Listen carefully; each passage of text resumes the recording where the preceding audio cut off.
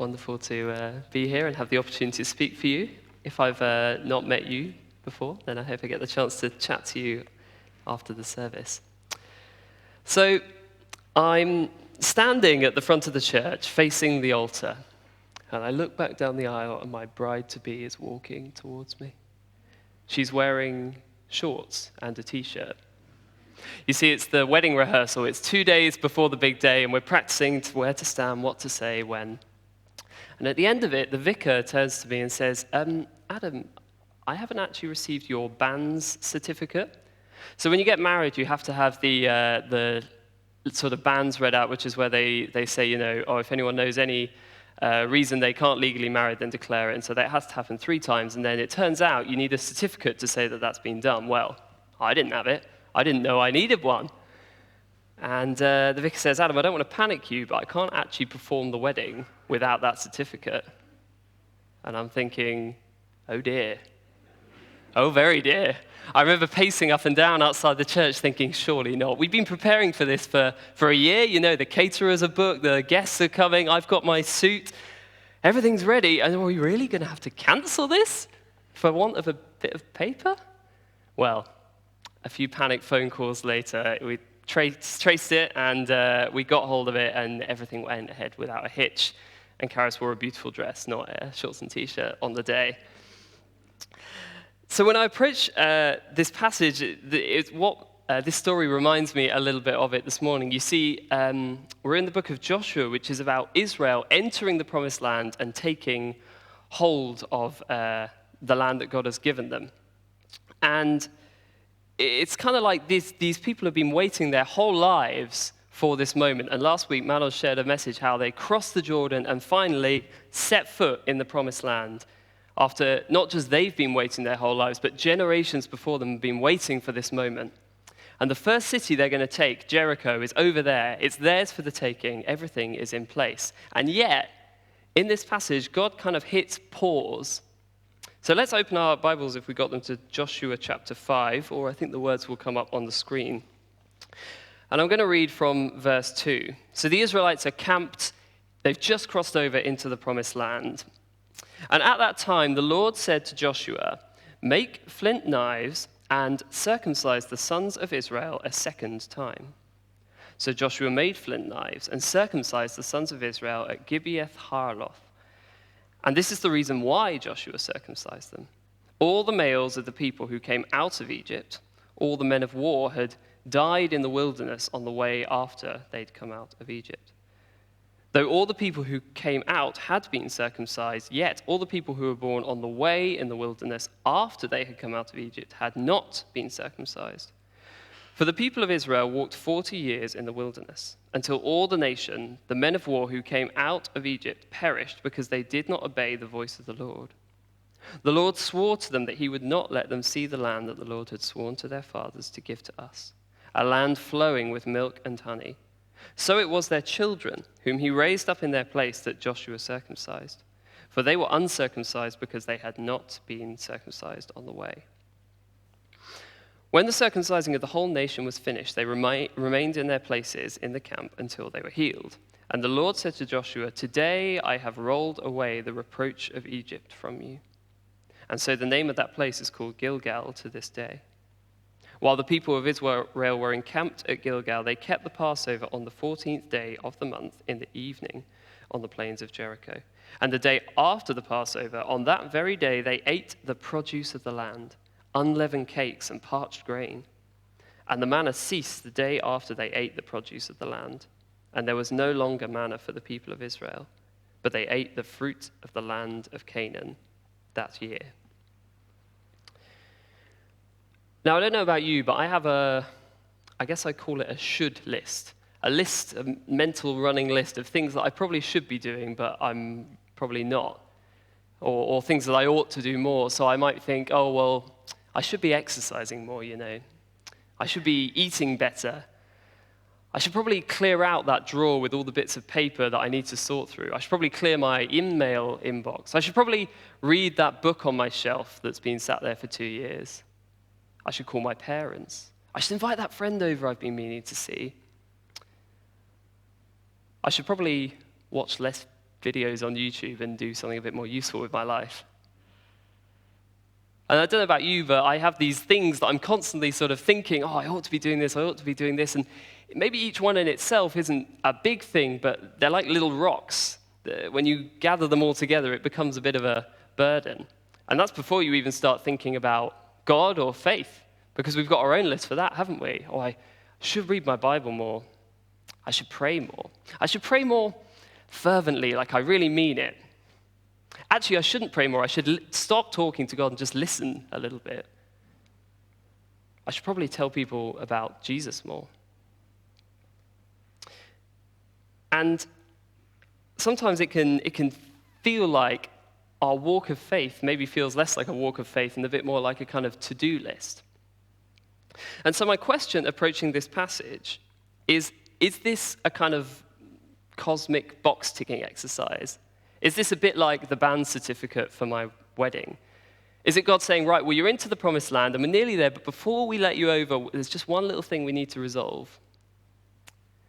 Well, no, I don't think so. But in order to understand why, in order to understand that this isn't just God as some sort of heavenly headmaster who's kind of made all these rules and just wants to make sure that you're keeping to them, we need to understand what's going on and what is the deal with circumcision. What is it? Why does it matter?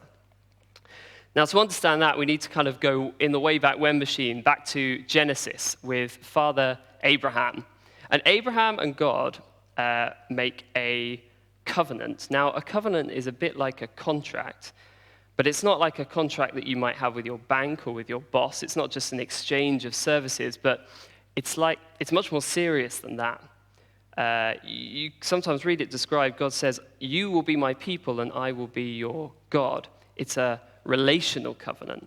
It's a bit like adoption or marriage. And so on God's side of the covenant, what he promises to do to Abraham is that he is going to take Abraham's family and make them into a nation. Millions and billions are going to come from his line, firstly. Secondly, he promises him the land of Canaan, i.e. the promised land. That's what we're reading about today. They've just arrived in. And he also says that he is going to be their God and that he's going to bless them. Now, on Abraham's side, him and his descendants are to commit themselves to God, to obey his instructions, and God gives them a sign of this covenant. And what that is circumcision. Now, maybe you know what that is, but in case you don't, circumcision is cutting off the end of the foreskin of a boy, and Abraham is told that they're to do that from the 8th day after birth. There's an interesting fact about it being the 8th day, by the way. You can ask me afterwards if you'd like to know that. So he gives them this sign, this physical sort of symbol. Now, we're used to the idea of symbols, aren't we? Think back to the coronation. There were lots of symbols in that ceremony. There's Penny Mordaunt carrying a big sword around everywhere. There's that scepter, a glove, another scepter, an orb, a crown. All these different physical objects are symbolizing different aspects of the king's position and power. Now, they're sort of tangible symbols of maybe less tangible things. They are not the thing they represent, but they hold significance in themselves. And circumcision is a very powerful symbol. I mean, apart from anything else, it's a permanent thing, isn't it? It demonstrates just how committed you ought to be to God. Are you in? And in fact, God's so serious about circumcision that he says anyone who's not circumcised is to be cut off from the people of Israel. So this is this physical, outward symbol of a kind of inward attitude towards God. It's a physical symbol, the way that you're going to live your life, a commitment to him. And so, returning to our passage this morning, right at the beginning and the end, we see each side of the covenant at play. So at the beginning, we see Joshua circumcising and keeping that side of the covenant, and then the end, they eat the produce of the promised land. So that God is fulfilling the next step of that promise of giving them the food of the land to eat. But in the middle, it kind of tells us why and why it matters. So why does it matter? let's have a look at verse 5. So it says, though all the people who came out had been circumcised, yet all the people who were born on the way in the wilderness after they had come out of Egypt had not been circumcised. Right, so it's contrasting two generations here. There's the generation who were born in Egypt into slavery. God rescued them and brought them into the wilderness. They were circumcised. Whilst they're in the wilderness, they're having children, the new generation. They're born in the wilderness, they enter the promised land, but they aren't circumcised. Well, hang on a minute. Didn't God say if anyone's not circumcised, they're going to be cut off from the people? Is God kind of breaking his own rules here? Well, let's read on to verse 6. For the people of Israel walked 40 years in the wilderness until all the nation, the men of war who came out of Egypt, perished because they did not obey the voice of the Lord. The Lord swore to them that he would not let them see the land that the Lord had sworn to their fathers. So even though the old generation came out, they had that symbol of circumcision, yet even though they had the physical symbol, that wasn't just a kind of ticket into God's approval, because in pretty much any other way, they were disobedient to him. And so they broke their side of the covenant and weren't able to enter the promised land. And so, verse 7, it was their children whom he raised up in their place that Joshua circumcised. So how come it's the uncircumcised ones who enter the promised land rather than circumcised? Well, the older generation, they have the symbol, but they're disobedient. Whereas the younger generation are obedient to God even if they don't have the symbol of circumcision. We can find out a little bit more about this in the book of Romans, where Paul, who's a Jewish Christian, talks about it a bit. Now he explains that circumcision indeed is of value if you obey the law. But if you break the law, then your circumcision becomes uncircumcision. So if a man who is uncircumcised keeps the precepts of the law, will not his uncircumcision be regarded as circumcision? There's a lot of uncircumcisions and circumcisions in one sentence, isn't it? But Paul's basically saying that even if you've kept that side of the covenant by having that physical symbol, if the way you live your life doesn't reflect that, then you might as well not have it. And likewise, if you have a heart that is obedient to God and obeying God, then that's what's more important. So, for example, this is my wedding ring, and I wear it as a symbol of the fact that I'm a husband, and it's an outward sign of the role I play as a husband. But if I'm abandoning my wife and mistreating her and not caring for her and loving her as a husband should, then this symbol is empty. It's pointless. I can wave it around as much as I like, but I'm not really a husband. I'm a husband in name only, maybe. I'm falling short of what I'm called to.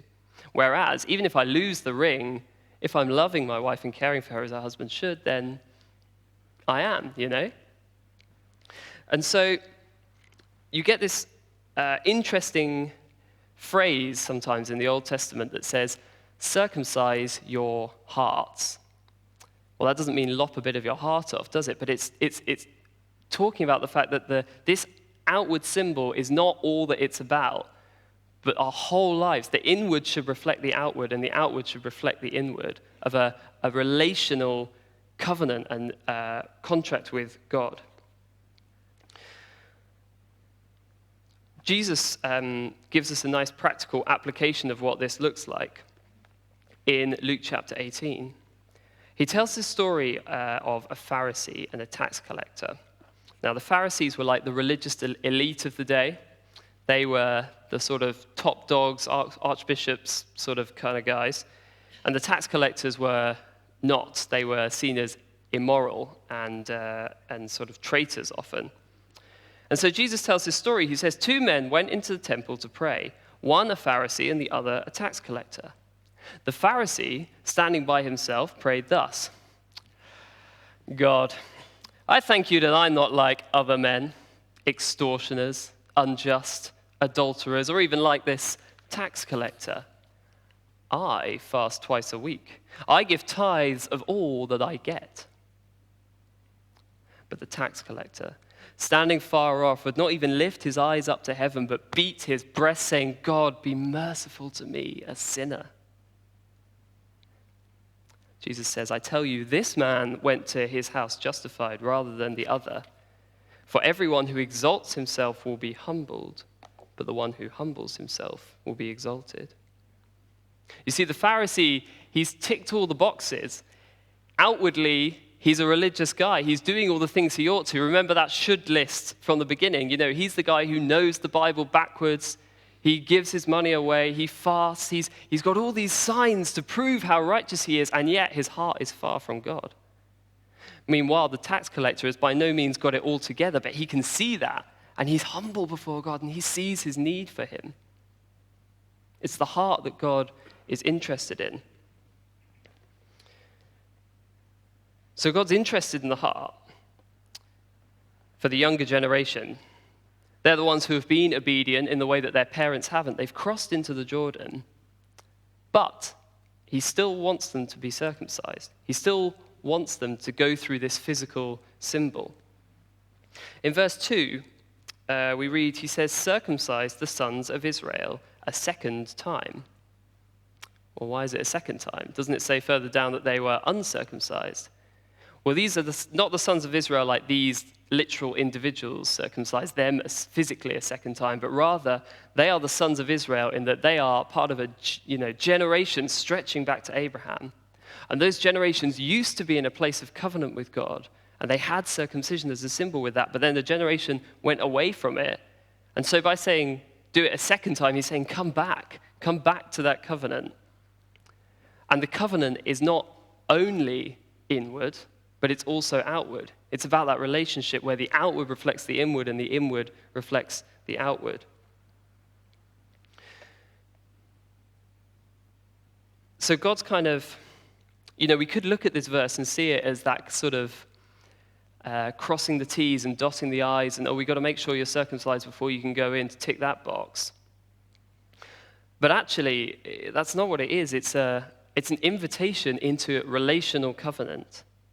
It's almost like God proposing, holding out the ring. Will you take on this physical symbol of our relationship? Are you willing to commit to me? And let's not forget, what is God's part of the covenant? He's all given out. He's blessing them. He's giving them the land. He's being their God. He's going to be their protector and defender and fighter. That's what he's inviting them into. This isn't about rule keeping. This is an invitation. He's holding out a gift. Are they going to take it? And so they do. They are obedient in that. Now, this is all a long time ago. We're going to celebrate communion shortly, and Manoj will probably say the words maybe that this blood is the cup of the new covenant. So there's the old covenant that the Israelites were under with circumcision, and in Christ there's a new covenant without circumcision. So maybe you're sat there thinking, well, we're under the new covenant now. We don't have to worry about circumcision anymore. We're not going to fall into that same trap as the Israelites where we think just because we've got the symbol of circumcision that we're right with God and our hearts are far from him. We're not going to make that mistake, are we? Oh, wait, no, yeah, we definitely are, aren't we? Think of the list of Christian things that good Christians do. Reading a Bible lots, praying lots, saying the right words. There's a kind of special language we use in church, isn't there, that you don't really use when you leave the church. All these kind of signs of what it means to be a Christian. But just because we have all those doesn't mean our hearts are right before God. And equally, even when our hearts are right before God, he cares about the way we outwardly live our lives. The reason the new generation weren't circumcised is because their parents didn't do it on the 8th day as babies. Well, that's not their fault. But then they kind of seem to inherit this disobedience and that they kind of never really get round to it, And so God's saying, well, yeah, before we're going to do this together, let's come back and resolve this issue, this area. So I think in the same way, sometimes we sort of inherit areas of disobedience or things about our culture that God doesn't want us to. So just as the younger generation inherited a bit of that disobedience, so too we live in a culture that in many ways is not honoring of God. And sometimes he wants to kind of shape us and make us more like him. Well, he always wants to shape us and make us more like him. So I'll give you an example. Billy became a Christian, and Billy always used to go to the pub with his mates and get completely smashed. And when he was a Christian, he carried on going to the pub to see his mates, and he realized that he kept ending up drinking too much, and he thought, well, hang on a minute, my actions aren't reflecting the change that's happened in my heart. So Billy stopped going to the pub for a while. He still met up with his friends, yeah, but he just realized that being in that environment, it was too prone to falling back into old habits, and his outward life wasn't reflecting what had changed on the inside. I think we've got a men's breakfast with Phil Knox coming up, haven't we? Well, Phil tells a story about how he realized that sport was taking over his life, and it was starting to negatively impact his faith, his family, his friendships, because he was so obsessed with sport that everything else was falling by the wayside. And so Phil cut off sport for a year. He did a year where he didn't watch anything. I mean, that's pretty extreme, isn't it? Didn't even look up the scores. But he wanted his outward life to reflect the inward. And I wonder if for any of us this morning, our hearts are in a good place with the Lord. We love him. We want to be close to him. Is there anywhere where we're quite not aligned with his will? We might not even have realized it. I mean, maybe like Billy, it's around consumption, the food we eat, what we drink. Maybe it's around, like Phil, our viewing habits, the things we watch. Are they helpful for us? Are they edifying? How much we watch of them. Maybe it's around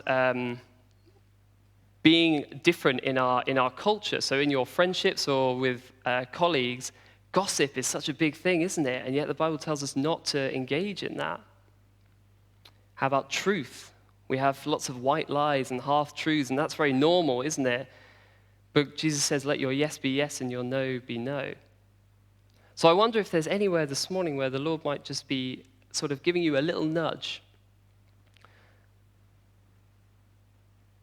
Sometimes I mentioned watching videos on YouTube sometimes, and I'm sat there and there's nothing wrong with what I'm watching, but I'm also like, I don't think I actually need to be watching this. And it's a kind of just, it's not like God's trying to steal my joy or make me feel guilty or anything, but it's like a father to a son, Come on, man, there's stuff for you to do. There's better things that are going to make you happier than just sat on your phone. Or maybe this morning, you're more in the position, a bit like the old generation, or the Pharisee even, where you've got all the sort of check boxes of Christianity. You've been coming to church for years, you're well involved, it's part of your lifestyle. But is your heart close to God? I mean, that's kind of part of my story as well. I was a kid that grew up in church. In Sunday school, I knew the answers to all the questions, or so I thought anyway. As a teenager, externally things looked pretty good. I was involved in church. I was doing all right at school. I wasn't really rebelling like the way some of my friends were. And so everything kind of looked pretty rosy. But inside, my heart was like up and down. I'd go to a summer camp, a Christian summer camp each year. And then I'd feel like I was getting close to God. And then I'd come back and I'd say, this year's going to be different. I'm going to do better this year. And I'd always sort of fall back into the old habits and drift away from God. And what's worse is that I even thought, because externally things kind of looked all right, that I was kind of better than my friends who were doing some silly things. And actually part of my journey of coming back to God was letting him show me those areas of my life where, yeah, I was checking the boxes, but they were empty if my heart wasn't before him. Jesus says, I'm going to get the exact quote. Everyone who exalts himself will be humbled, but the one who humbles himself will be exalted. And actually, there's been a process of God humbling me and seeing that the things that I thought was solid, actually, Adam, maybe you're doing them for the wrong reasons. That's not always a comfortable process to go through. If you feel like that might be you this morning, I want to invite you to do something brave as we worship in a moment. God says the one who humbles himself will be exalted, and sometimes a good symbol of that can just be to kneel before the Lord. And there's no shame in doing it here. No one's watching. They all should be looking at the front. But also the one who is willing to humble themselves and say, God, I need you. Yeah, I feel like externally things look good, but inside my heart feels cold, or it's just like a little ember. There's not much there. But you can blow on it and turn it back into a flame. Because God cares not just about how we live our lives externally, but also internally. God cares about the state of our hearts, but he also cares about every detail of our lives. Abraham Cooper says, there's not one square inch in the whole domain of our human existence over which Christ, who is sovereign over all, does not cry, mine. He's interested in every part of your life, inside and out. So let's have a moment of quiet just to let the Lord speak to us.